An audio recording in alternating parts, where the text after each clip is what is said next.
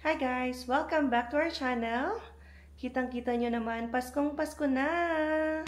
So, ilang days to go na lang ba before Christmas, no? Nasa 57, 58, I guess. Yeah, from the time of making this video.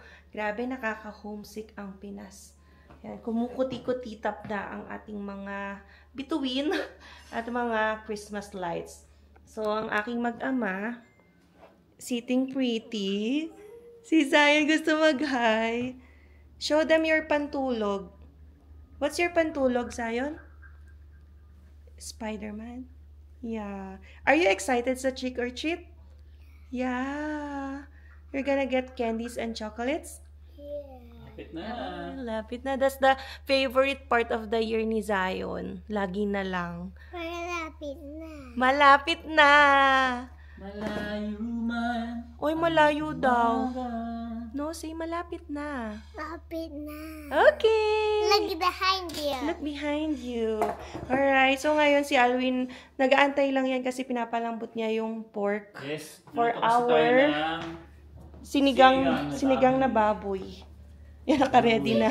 Ready ko na kailangan mo ng tunawin syempre. Ito ko muna itong prusin ng aming pork. Yan. Pero babawasan ko sobrang dami. Babawasan ko siya. And then, At least may natirang pang sigang mix. Kala o nga, hindi kami nakabili, nakakalimutan ni Alwin. medyo kinakapusta kami kaysa sinigang mix. So may mamasitas na Iba-iba kami. na nga, oh. Tsaka may pork. Nor. Yes. Tapos mga ano na yan, bawas na guys. Bukas-bukas. Si Alwin kasi hindi inuubos. Yeah. So, Pag nakauwi ng Pilipinas, yan ang bibili natin. 3 supot yan. Pero, mga tigko konti na lang ang natitira.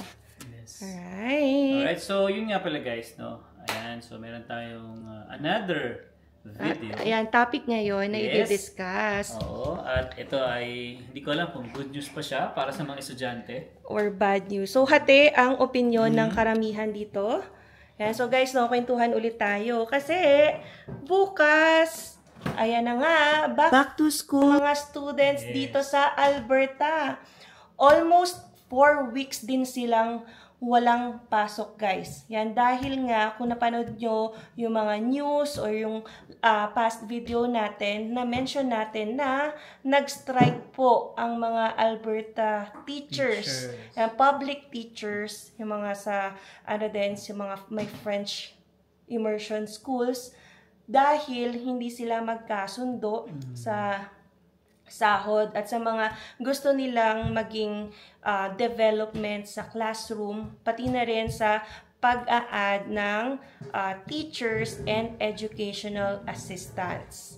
So guys, no, ang tagal na nang lumipas, pero guess what? Hindi pa ayos ang kanilang problema. So, ang nangyari, nagkaroon lang ng legislation. So, nag-issue ang ating Prime Minister na kailangan daw magkaroon na ng legislation or yung tinatawag nilang Back to School Acts. So, kanina din, like, pinasa na siya ng legislatura dito sa Alberta. Yan, kung saan, habang hindi pa ayos ang problema ng Alberta teachers, yan, with the government, kailangan mag-back to work na sila. Oo, kasi ang tagal na rin, di ba? Sabi mo, so, yun nga, let's say, na isang buwan, then 4 weeks nga siya. So, malaking kakulangan to or malaking kabawasan sa estudyante to. Yes. Yes. So, kung iisipin mo, no, ang hirap din naman sa mga pamilya, mga magulang, saan nila ilalagay yung anak nila, yung biglaan na nag-strike yung teachers, no, na parang umikot yung puwet nila sa paghahanap nga ng titingin sa mga bata, lalo na kung working individual sila, both spouses, 'di ba? So, kailangan ng guardian or mailagay sila sa daycare, 'di ba? Kaya yung iba talaga ay paspasan kasi pag mga daycare, limited slots lang yun. So, dapat unahan kayo unless meron kang kilalang babysitter na mapagkakatiwalaan mo. Pero yung iba, maswerte kasi Ito yung halimbawa yung nila, parents nila. oo, nandito yung mga relatives or yung iba, work from home talaga. So, Oo, yun. okay lang yun. Unless yung work from home nila very demanding. Yan, kasi yung iba, may kakilala rin kami na naka-work from home, pero hindi niya kaya na magbantay talaga ng bata kahit nasa bahay lang. Yes. Kasi very demanding yung work na kailangan mayat maya yung call, sasagot sila. Eh kung nandyan yung anak, di ba walang pasok. So, malaking problema yun sa kanila. So, para maibsan ang ganitong problema, nag-issue yung Government of Alberta ng somehow payment. Yan, para sa mga magulang na mga batang age 12 pababa na maaapektuhan nga ng strike. So, babayaran nila ito ng $30 a day. Per day. So, nakatatlong linggo na and then 2 days. Like almost 4 weeks kasi. So, like almost, ano na rin ba yan? $600. Yan, kulang-kulang. Sige, sabihin natin $500. Per student yan, ha? Per student. Eh, paano kung tatlo yung kids mo? Uy, 1.8. So, yung iba natutuwa. Kasi sa kanila naman, hindi naging issue dahil nga meron silang like sistema sa pamilya, may magbabantay, may, kahit yung ano, may yung, tito, may tita, lolo, lola. kahit siguro baby yung palitan, di ba? Yung work ng asawa niya, panggabi, siya sa umaga. So, pagdating ng ano, palitan lang. So, hindi sila masyado na-apektuhan. So, in case of finances, okay lang yon. So, ibig sabihin, maganda rin na nakasuporta yung gobyerno. Kasi yung iba, paano naman kung walang ang relative? So, mapipilitan sila talaga magbayad ng babysitter, and kung walang babysitter nga, iti-daycare din nila yon. So, kailangan din nila ibayad yung matatanggap nilang pera from the government. Pero parang kung sa totoo baby, no, let's say sabihin mo magde-daycare sila, parang talo pa rin sila, no? Kasi kung $30 a day, parang, di ba, parang hindi siya enough para doon sa magbabantay. Sa isang buwan kasi, di ba, parang fixed na yun sa Government of Alberta, ng mga childcare. Yes, oo. 326. Oo, pero halimbawa kung magpapaalaga sila. Oo, depende. Yan, nasa pagbabalanse na lang. So, meron akong ka-work, ay nakahanap siya ng babysitter. $70 a day. Pero kasi ano naman yon, 3 kids, pero ang priority lang talaga yung isa. So, yan, 'di ba? So, mababawasan din yung matatanggap. Which is yun naman talaga yung goal nung ibibigay na pera. So, I think October 31st yung sinabi na makakatanggap daw sila, yung mga naapektuhan na to ng yan, ayuda yan from the government kasi nga ay because of the strike. So hopefully no, hindi na ma-delay ang pagbibigay ng sinabing benefit para sa mga naapektuhan kasi yung iba syempre nagpauna na yan, 'di ba? Gumastos sila ng unnecessary expense like sa babysitter or sa daycare para lang maalagaan ang kanilang mga anak. Yes. Pero guys, ito nga po, although back to school na ang mga teachers, nasa 51,000 guys yung teachers na nag-strike ha. Ang dami nun. And syempre, ang dami ring estudyanteng naapektuhan. Pero hindi pa ayos talaga yung problema. So, sabi nga doon sa mga headline na nababasa natin, one of the darkest days daw to sa education ng Alberta. So, darkest days sa mga estudyante kasi hindi daw naipaglaban pa ng mga teachers yung dapat nila ipaglaban para sa mga students. So, yun yung sinasabi nila. Parang feel nila there's a failure na nangyayari kasi hindi pa tapos daw yung laban. But, they are just forced dahil batas na yung nag-uutos sa kanila bumalik sa trabaho. Yeah. During that time, babies, bali sa part ng mga teacher, ano yun, stop yung sweldo nila? Feel ko, magbabayad yung union sa sahod nila. Kasi every sahod may bawas sila sigurong union dues. Paano so, kung ma-deplet, diba? So, kailangan nga, makapag-resolve sila, ma-meet sila halfway sa mga demands nila. So, ang bali-balita natin, ang ino-offer na ng Government of Alberta ay 12% increase ng kanilang sahod like for the next 4 years. And magdadagdag sila ng additional teachers and additional education assistants. Kaya lang, hindi siya tinatanggap sa side ng union ng mga teachers. Kasi may certain silang like figures na dinedemand. And kulang, mas mataas pa dapat. Kulang daw yun. Mas mataas pa dapat. So, mas mataas na sahod dapat. And dapat din daw yung mga classrooms, diba, yung parang yung ratio ng teacher to students ay mabawasan. Kasi daw dito, lumalaki na at lumulobo sa Alberta. Kasi sa totoo lang, baby, mahirap din kasi talaga magturo ng marami kang estudyante. Oo. Kaya saludo tayo sa mga teachers dyan sa Pinas. Kasi alam natin na napakahirap. Nagtitiis, di ba? 40, 50, like 60 pa nga pwede. Nagkakasya pa yan. Nagtitiis lang talaga ang mga guro sa Pilipinas, lalo na sa public, di ba? Kaya lang wala tayong magawa. Wala naman tayong like yung mga teachers, walang choice. Mag-strike ba sila? Pag nag-strike sila, mawawala sila ng sahod. And then kawawa rin yung mga estudyante. Kung nangyari to sa Pilipinas, walang ayudang matatanggap yung mga maapektuhan.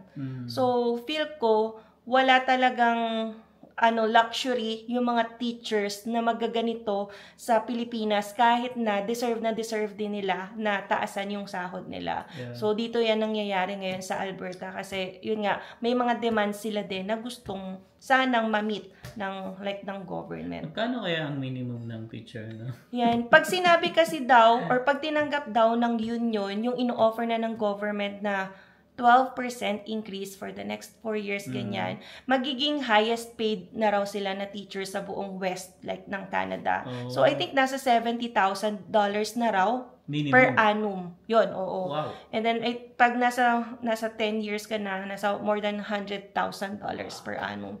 So, okay, di ba, kung titingnan mo. Pero, syempre, sa loob-loob nun, may mga problema pa rin sa sistema ng education dito sa Canada. Pero syempre, hindi biro maging teacher, guys. So, hindi talaga. Kaya nga hindi kami teacher. Ano ko yan danas ko yan. Kasi yung mom ko ay teacher. Ayan, retired teacher. Ano nga elementary. Elementary grade 4? Grade 2. So, nakikita ko siya nung time na, alam niyo na, high school ako. Grabe talaga, guys. Ano ko si mama nun, ang hirap na hirap sa sobrang dami ng estudyante. Minsan, syempre mga bata, grade 2, may ingay, alam niyo na, makukulit. Ganun talaga. Saludo talaga ako sa mga teacher. Lalo na sa Pinas, diba? Yes. Kulang yung mga gamit, kulang yung pinoprovide ng government sa mga schools. Tapos makikita pa natin substandard yung mga structure kasi kinukurakot, yung mga ganyan. So, side comment na lang yun. Pero anyway, yun nga. Ano ba sa tingin nyo, guys? Happy ba kayo sa naging desisyon na finally back to school na ang mga bata? Or hindi kayo happy? Kaya sinasabi ding darkest day to. Kasi sinasabi na ang law or batas na ginawa ng Government of Alberta ay nakakasagasa ng civil rights daw ng mga teachers. So, civil rights kasi they have the right to strike or picket para mapakinggan ng kanilang mga saloobin or yung mga hinainga. Pinaglalaban nga talaga nila yung right nila. Pero itong government daw ng Alberta, parang pinapasilent sila, pinapatigil sila sa right to strike nila, and pinoforce sila to go back to work. So, yun yung like different side. So, saan kayo, guys? Sa side ba kayo ng teachers or side ng Government of Alberta? Ayan, kasi, di ba, kung naapektuhan kayo, I think meron kayong ding lalong say about this one. Lalo na kung yung mga anak nyo, 'di ba? Parang nakikita nyo na sana nag-aaral na lang, 'di ba? Kumpara sa ngayon na hindi nyo alam kung ano yung ginagawa or anong activities. So ngayon, sabi din sa news, ngayon na magba-back to school na sila. Yan, bukas. Wednesday, I expect daw na there's somehow delay kasi back to work na rin yung mga bus operators. So susundo na rin yung mga school bus. School bus, yeah. Pero syempre parang since bumabalik pa lang at nag-uumpisa na naman itong parang somehow school year, ay pwede magkaroon ng delay. Wag daw hayaan muna yung mga batang iwan sa mga bus stop nang hindi pa nakakasakay kasi mamaya magkaroon pa ng problema, hindi dumating yung bus or whatever. And isa pa, magiging focus daw ngayon na back to school sila since almost 4 weeks ang nawala, ay education and learning. So, ihuhuli na daw muna ang mga field trip, yung mga extracurricular activities, yung mga other competitions outside the school. So, baka mabawasan daw yon or pwede rin daw makansela. Kasi magfo-focus sila ngayon sa learning ng estudyante dahil they have to catch up sa 4 weeks sa na nawala. Sa naman malaking nawalan. Oo, syempre ayaw rin naman natin na ma-delay sa education ang ating mga anak. Imbis na, for example, gagraduate next year, ay madedelay sila ng kalahating SEM or kalahating taon. So, meron pa nga silang sinasabi, yung pagtitake ng exam for certain diploma, sabi nila, hindi daw nila pipigilan yung estudyante mag-take. So, itutuloy yun. Kaya lang, depende na yun sa estudyante kung kaya niya. Yun nga lang, di ba, ang risk, paano niya makakaya kung hindi siya natuto or hindi siya nakapag-aral because of the strike.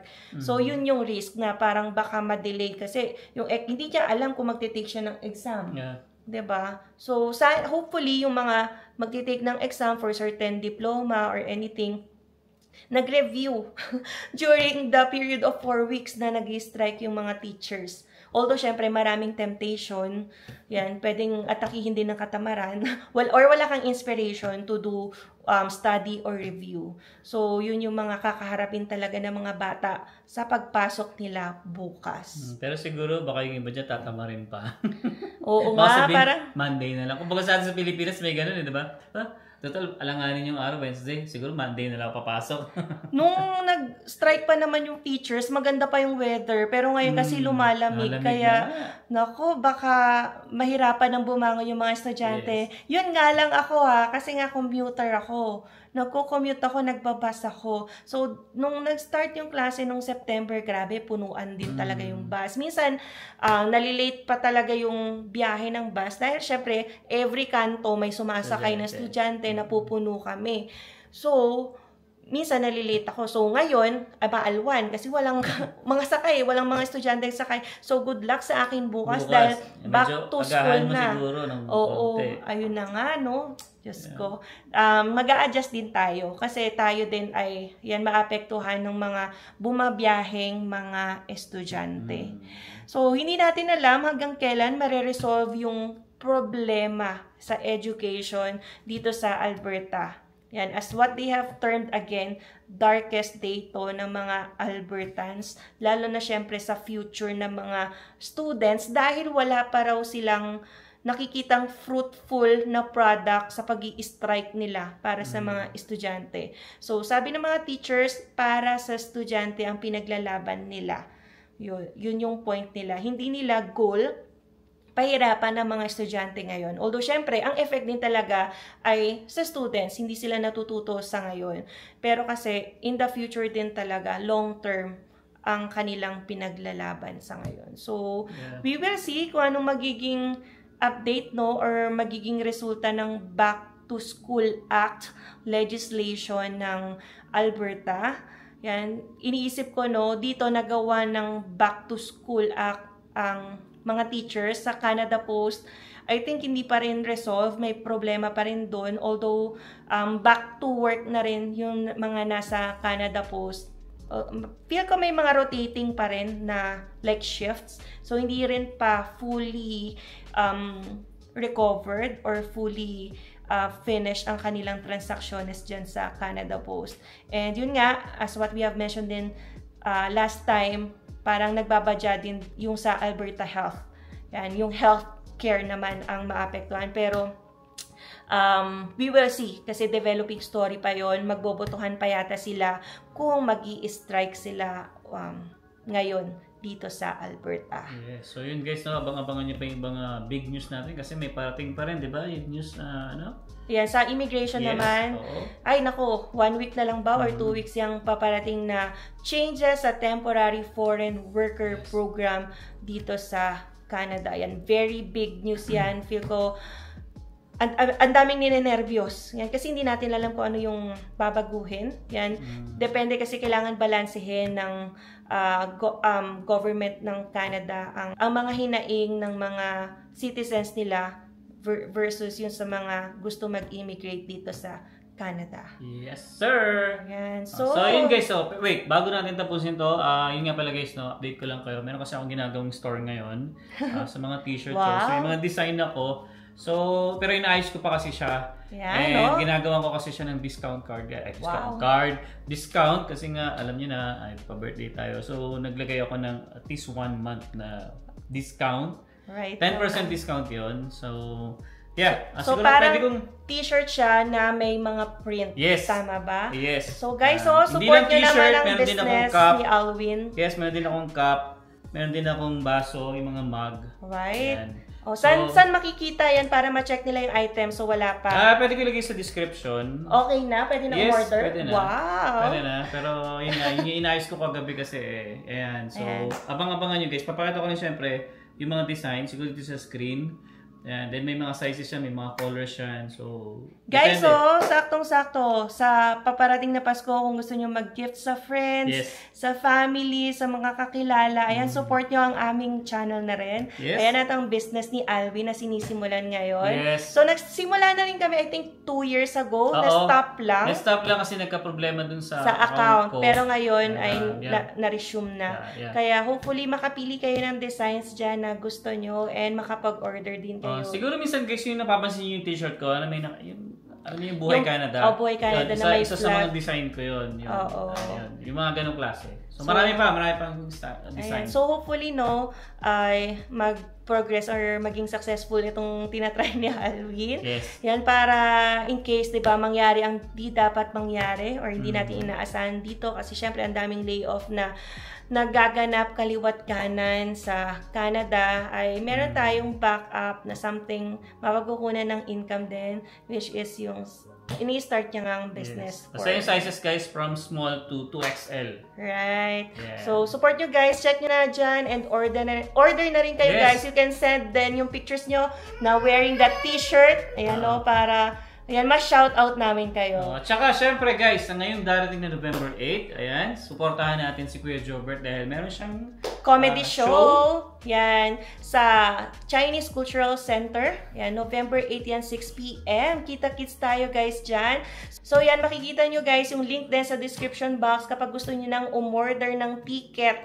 Yan, for Kuya Jobert's comedy show. And gamitin nyo po ang promo code namin na Alwin and Emma para meron kayong additional $5 discount. And to get an additional $5 discount, ayan, you can pay via Interact or e-transfer. Yan, wag na kayo mag-pay daw via Eventbrite para mas makakuha pa kayo ng additional $5 discount. Yes. So, I think hanggang dito na lang muna, no? Siyempre, kapag nararamdaman na ni Zion na ending na ang ating video, gustong-gusto niyang sumama. Dahil nagagalit siya pag di siya sinasama. So, yeah, maraming salamat na naman sa pagsubaybay nyo sa aming channel. And if you have not yet subscribed, guys, please consider subscribing po. And don't forget to click the notification bell para updated din kayo sa aming latest video uploads. So yeah, we'll see you again on the next one. Peace! I want to ikaw.